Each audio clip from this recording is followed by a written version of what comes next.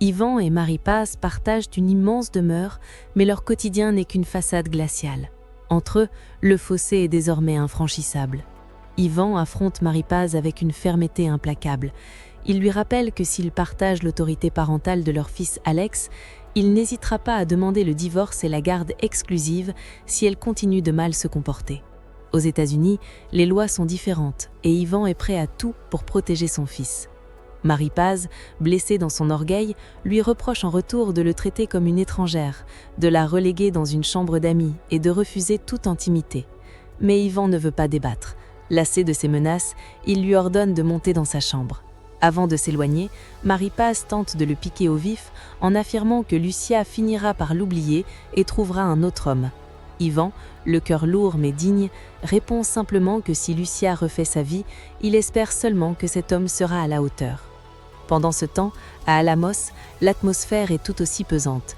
Don Gerardo arrive à la demeure familiale, fatigué et affecté. À l'intérieur, Doña Carlota partage une vive inquiétude avec sa petite-fille, Lucia.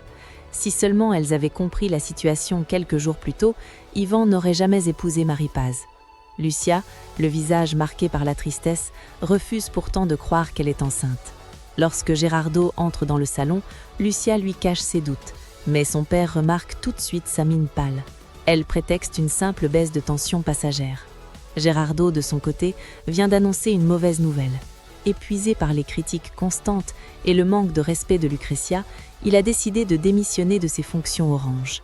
Carlota tente de le retenir, mais Gerardo est à bout de force. Lucrecia détruit systématiquement son autorité auprès des ouvriers, une situation que subit également le jeune Camilo. Face à cette crise, Carlota prend une décision radicale. Elle refuse la démission de Gerardo et promet de régler le cas de Lucrecia. La confrontation entre Doña Carlota et sa fille Lucrecia éclate peu après. Carlota lui reproche d'avoir provoqué le départ des 2 piliers du domaine en une seule journée. Elle dénonce son attitude tyrannique et lui annonce sa sentence. Désormais, Lucrecia n'a plus aucun pouvoir de décision sur le ranch. Les employés n'obéiront plus qu'à Gerardo et Camilo. Privée de son unique occupation, Lucrecia crie à l'injustice et s'effondre, prise d'une crise de panique. Cherchant du soutien, elle appelle son amie Esther, mais celle-ci traverse sa propre tempête. Après une violente dispute avec Juan Jahem, elle s'apprête elle aussi à demander le divorce. La distance pèse également sur les cœurs des plus jeunes.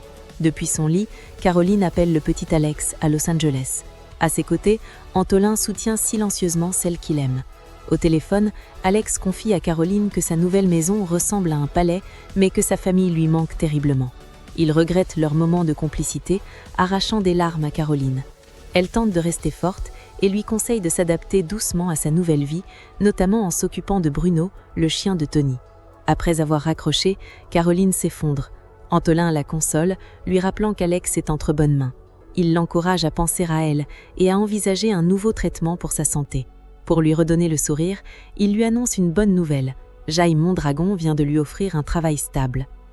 De retour dans sa chambre à Los Angeles, Yvan essaie de rassurer Alex et de lui faire comprendre qu'il est ici chez lui. Il lui montre comment téléphoner au Mexique et lui conseille de toujours se comporter en gentleman, même face aux provocations de Marie-Paz.